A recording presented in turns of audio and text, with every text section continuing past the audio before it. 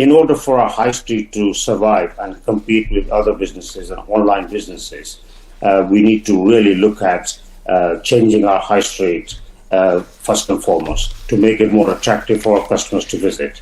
And secondly, there's a huge burden on businesses which are on high street, which are rents and rates. Now, these two really, have weighed down the retailers as compared to the online retailers. So therefore, the government need to really look at rents and rates of the high street and bring that burden down so that the businesses on high street can compete with the other businesses and our high streets can survive.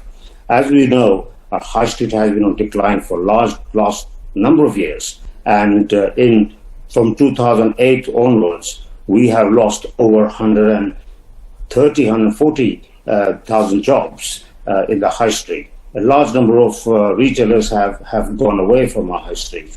So we really need to revitalize our high street, bring them back. So when they come back, our customers will come back as well. Not only switch from retail to residential, but it should be retail to health. It should be retail to education. I mean, these locations we call high streets, 99% they're well serviced by public transport. If we can get our car parking strategies resolved and we can make our town centres beautiful and safe, this for me will always prolong and give the real sustainable aspect to the high street. So, health, education, retail, sporting, we can everything. We can live there. I think bringing back the truly mixed use, because in the past when we talk about mixed use, it's about it's about living there, potentially working there, but shopping there. Let's bring in more uses and really make this an interesting mix of of what the high street of the future could actually be.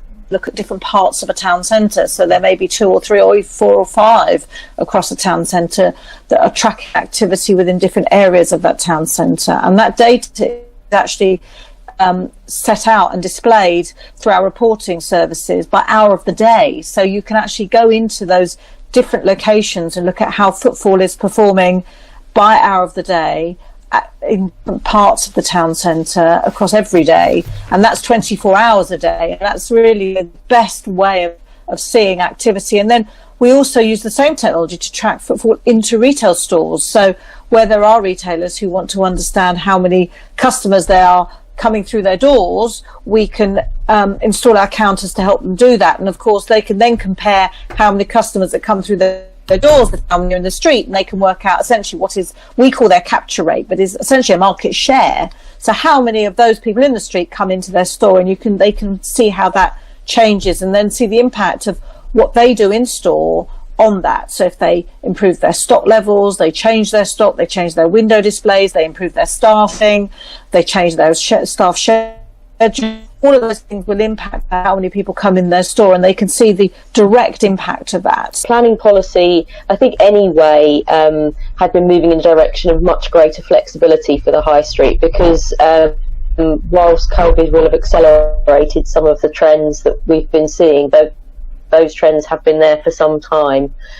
So looking at greater flexibility to change uses, for example, to concentrate town centre uses perhaps in smaller areas, and then build more housing on the edges of town centres, which both has the benefit of meeting our housing challenge, but also generating footfall to support those town centres. So absolutely, those kind of more strategic planning issues are at the top of councils' minds and are making their way into local planning policies.